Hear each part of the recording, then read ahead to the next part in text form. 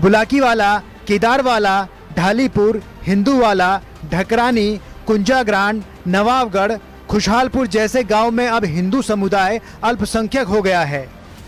खुफिया एजेंसियों से मिले इनपुट के बाद सरकार भी अलर्ट मोड पर आ गई है। सभी जिलाधिकारियों को ये निर्देश दिए जा चुके हैं कि जहां भी फर्जी राशन कार्ड बनाए गए हैं, आधार कार्ड बने हैं, बिजली के कनेक्शन दिए गए हैं या अन्य प्रकार के जो भी कार्य विधि सम्मत नहीं हुए हैं या जो उसके लिए पूरी तरह से एलिजिबल नहीं थे, उनको ये सुविधाएं उपलब्ध कराई गई हैं। उनके खिलाफ भी कार्रवाई होगी। जो अधिकारियों ने या जिन लोगों ने भी अपने दायित्वों पर रहते हुए ऐसे गैर कानूनी कामों को आगे बढ़ाया है। अगस्त महीने में सहजपुर के खुशहालपुर गांव स्थित एक कॉमन सर्विस सेंटर में बड़े पैमाने पर फर्जी प्रमाण पत्र बनाने जाने का खुलासा हुआ था। पुलिस ने सेंटर संचालक असलम खान के खिलाफ एफआईआर दर्ज की और छापेमारी में फर्जी मोहरें, दस्तावेज और परिवार रजिस्टर की नकलें बरामद की गई। जांच में खुलासा हुआ कि पंचायतों में दबदबा बनाए रखने के लिए सुनियोजित तरीके से बाहरी लोगों की एंट्री कराई जा रही है। उसके बाद अब कई गाँव में ये मामले सामने आए हैं। मैं आपको बता दूं कि इसके अंदर जो नए प्रधान बने हैं, ये एक गलत तरीके से अपनी परिवार रजिस्टर में अपने रिश्तेदारों को, जैसे यूपी में है या बिहार है या दिल्ली है, राजस्थान है, वहाँ से अपने लोगों को लाके परिवार रजिस्टर में एंटर कर रहे हैं। धीरे धीरे ये अलग कर देंगे और पूरी तरीके से ये पछुआ उनकी डेमोग्राफी को चेंज करने का एक काम कर रहे हैं। सरकार को मिली सीक्रेट रिपोर्ट के मुताबिक देहरादून के अलावा हरिद्वार, उधम सिंह नगर और नैनीताल में भी फर्जी प्रमाण पत्र बनाकर घुसपैठ कराई जा रही है। यही कारण है कि मुख्यमंत्री सिर्फ पछुआदून नहीं बल्कि पूरे प्रदेश में क्लोज वेरिफिकेशन अभियान चलाने के निर्देश दिए हैं। जांच के दायरे में न सिर्फ फर्जी दस्तावेज बनाने वाले बल्कि वो अफसर भी आएंगे जिनकी मिलीभगत से ये गोरख धंधा फल फूल रहा है। देहरादून से कुलदीप के साथ सुनील नप्रभात की रिपोर्ट।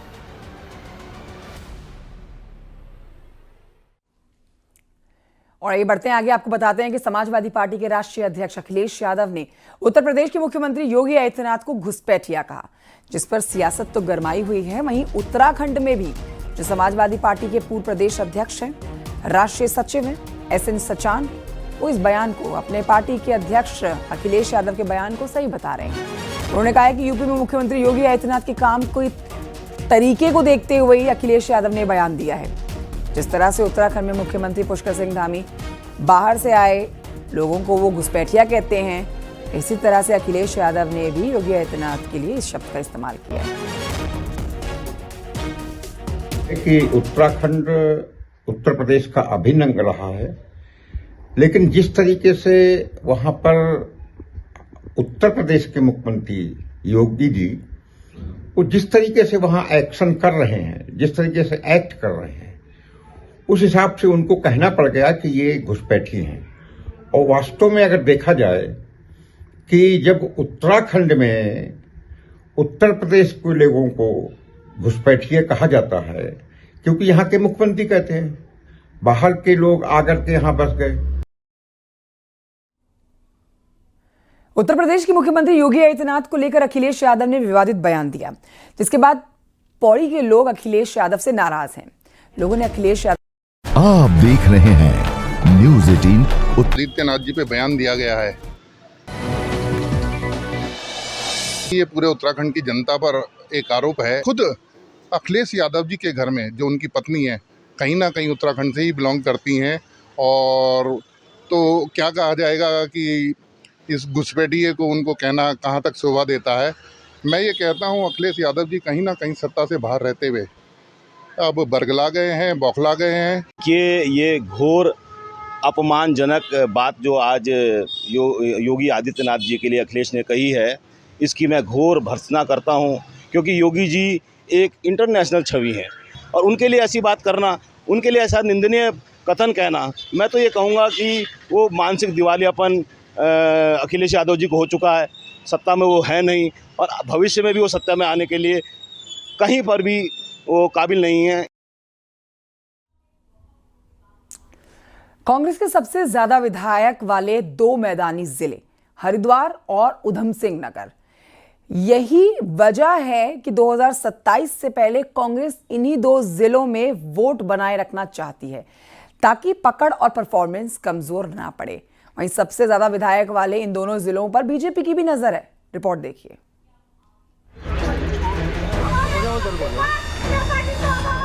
कांग्रेस ने वोट चोर गद्दी छोड़ अभियान के लिए हरिद्वार जिले को चुना। लक्सर और भगवानपुर विधानसभा क्षेत्र में हुए इस प्रोग्राम में कांग्रेस की प्रदेश प्रभारी शैलजा के साथ सीनियर नेता और हरिद्वार के विधायक मौजूद रहे। पूरे प्रदेश में कांग्रेस की सबसे मजबूत पोजीशन इसी जिले में है, जहां 11 में से 6 विधायक कांग्रेस के हैं, तो इसके बाद दूसरे नंबर पर कांग्रेस के 5 विधायक उधम सिंह नगर जिले में हैं। ऐसे में कांग्रेस की कोशिश इन 2 जिलों में जोर मारने की है ताकि रिजल्ट इससे बेहतर हो। इनको बरकरार ही नहीं, हम यहाँ बढ़ाएंगे और देहरादून को रिक्लेम करेंगे, 2002 की स्थिति लाएंगे हम। हाँ, देहरादून मुख्य गढ़ बनेगा हमारा। इसीलिए मैंने प्रीतम भाई से कहा है, मैंने कहा हरिद्वार देहरादून के अंदर इसमें संघर्ष की जिम्मेदारी आप लीजिए, हम आपके पीछे खड़े हैं। हरिद्वार और उधम सिंह नगर जिले में कांग्रेस अच्छी पोजीशन में है और बीजेपी को इन 2 जिलों में मनमाफिक रिजल्ट नहीं मिला।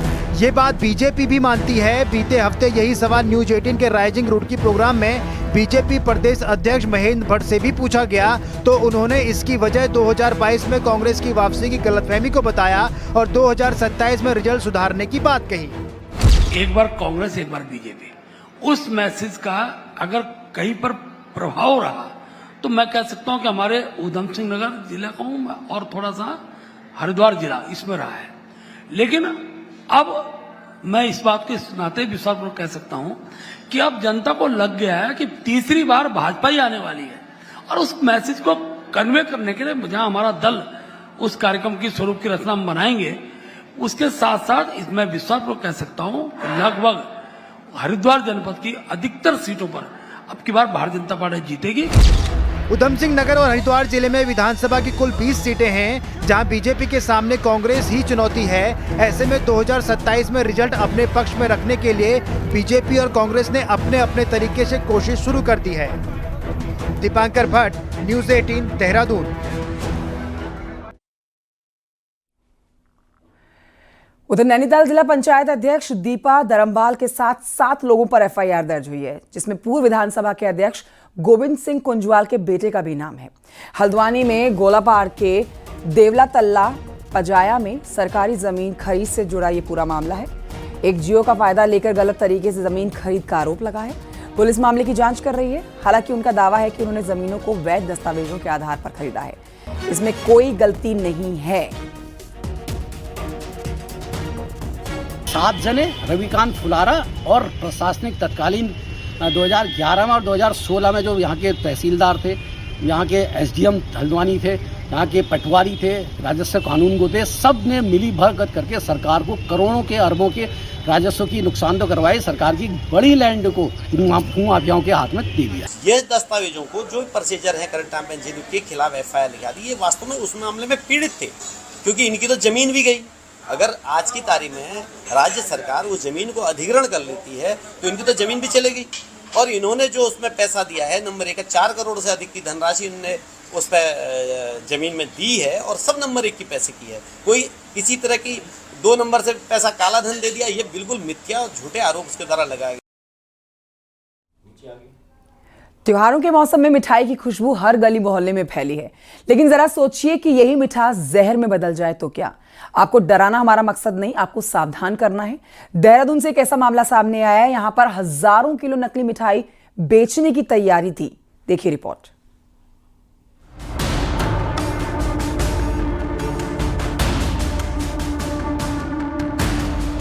तस्वीरों में जो गोदाम जैसा दिख रहा है, ये अपार्टमेंट की पार्किंग है और जो भरे डिब्बे दिख रहे हैं वो कुछ और नहीं बल्कि स्वीट पॉइजन है, क्योंकि इनमें भरे हैं नकली दूध से बने रसगुल्ले। राजधानी देहरादून के पटेल नगर में फूड सेफ्टी विभाग की टीम ने छापा मारकर 5000 किलो रसगुल्ले बरामद किए हैं। ये सभी रसगुल्ले हरियाणा से ड्रमों में भरकर देहरादून भेजे गए थे। टीम ने सभी सैंपल भर के रुद्रपुर लैब टेस्टिंग के लिए भेज दिए हैं। हैरानी की बात यह है कि ये रसगुल्ले सिर्फ 111 रुपए किलो बेचे जा रहे थे, जिससे इनके नकली होने का संदेह और ज्यादा गहरा गया। गोदाम के मैनेजर का कहना है कि हर 2 दिन में एक कंटेनर रसगुल्ला यहां आता है जो हरियाणा के भिवानी से भेजा जाता है। हम सिर्फ स्टॉक उतारने और आगे सप्लाई करने का काम करते हैं। कहाँ सप्लाई करते हैं? लगभग जो मिठाई की दुकानें वगैरह हैं, लगभग देहरादून में सभी जगह। हाँ, सभी के और भी ब्रांड है, कुछ हमारे लेते हैं, कुछ किसी का लेते हैं। अच्छा, जो रेट देख रहा था मैं 111 रुपए किलो आपने रेट लिखा है। सर ये 1900 रुपये का टीन है, ये बिकता है। जैसे इसमें 7 किलो तो चाशनी होती है, 7-8 किलो। इसमें माल होता है सिर्फ 8 या 9 किलो, लगभग 9 किलो अप्रोक्स माल होता है, तो वो उसकी वैल्यू होती है। चाशनी की तो कोई वो तो इसलिए होती है कि मतलब खराब वगैरह ना हो या किसी चीज़ के लिए। कितना हर 2-3 दिन में आपका ये माल आता है? नहीं, वैसे तो अभी तो ये सीजन है, सिर्फ इसमें आता रहता है, बाकी तो फिर महीने में 2 गाड़ी। एफडीए की टीम को छापेमारी के दौरान ये भी पता चला कि देहरादून की कई नामी मिठाई की दुकानों में भी इन्हीं खुले रसगुल्लों की सप्लाई होती है, जिन्हें दुकान अपने ब्रांड के नाम से बेचती हैं। यानी लोगों की थालियों में परोसी जा रही मिठास दरअसल मिलावट के जहर से भरी हुई है। यहाँ पे जो इनके सप्लायर हैं उनके द्वारा बताया कि हरियाणा द्वारा माल आता है और ये विभिन्न जनपद के विभिन्न हिस्सों में बेचा जाता है। 111 रुपये 76 पैसे यहाँ बेच रहा है और हरियाणा से लेके आ रहा है। तो सोचिए इसकी मैन्युफैक्चरिंग कॉस्ट, इसका लेबर चार्जेस, इसका ट्रांसपोर्ट, और फिर यहाँ ये सेल करेगा। यहाँ भी इसके जो लोकल कर्मचारी वो यहाँ से स्कूटर पे इसको सेल करते हैं। तो सोचिए कितना डाउटफुल हो रहा है कि ये इतने सस्ते में इतना ये रसगुल्ले बेचे जा रहे हैं। तो इसी आधार पे हमने इसको काफ़ी दिनों से मैं इसको ट्रेस कर रहा था, और इस ट्रेसिंग में मुझे ये पता लगा कि ये रात को सामान आता है हरियाणा से और यहाँ से ये दिन भर में सप्लाई होता है। यूरिया, वॉशिंग पाउडर के साथ कई तरह के केमिकल मिलाकर दूध बनाया जाता है और फिर उसी दूध से ये जहरीले रसगुल्ले तैयार होते हैं। ऐसे में आप भी सतर्क रहें, क्योंकि इस दिवाली कहीं मिठाई के नाम पर ऐसा ही जहर खा लिया तो किडनी और लीवर को बचाने का कोई विकल्प फिर नहीं बचेगा। देहरादून से न्यूज़ 18 के लिए सतेंद्र बर्दवाल की रिपोर्ट।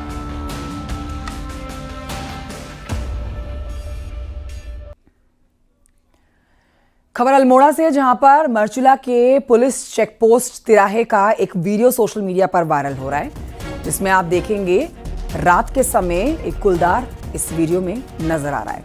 वहां पर ये टहल रहा है, बहुत ही आराम से चहलकदमी की जा रही है। वीडियो वहां लगे सीसीटीवी में रिकॉर्ड हुआ है। सोशल मीडिया पर ये वीडियो वायरल हो रखा है।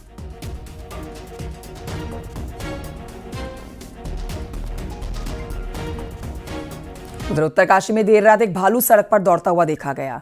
पैदल चल रहे भालू को देखकर लोग डरे और इधर उधर भागते हुए नजर आए। ये सारी तस्वीरें इस वीडियो में रिकॉर्ड हैं। ये भालू भाग रहा है और देखिए रास्ते से बाइक, गाड़ी और जो लोग पैदल चल रहे हैं वो भालू के डर से भागते हुए नजर आए। भागते वाले भालू का वीडियो गाड़ी में सवार लोगों ने बनाया है। वीडियो सोशल मीडिया पर काफी वायरल हो रहा है।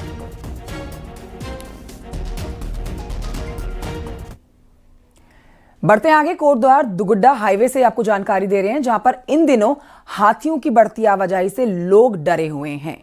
लोगों की मुश्किलें बढ़ी हुई हैं। ये तस्वीरें भी आप देखिए, यातायात इससे बहुत प्रभावित हो रहा है। सड़क पर अक्सर हाथियों का झुंड आ जा रहा है, जिसकी वजह से गाड़ियों की आवाजाही प्रभावित हो रही है।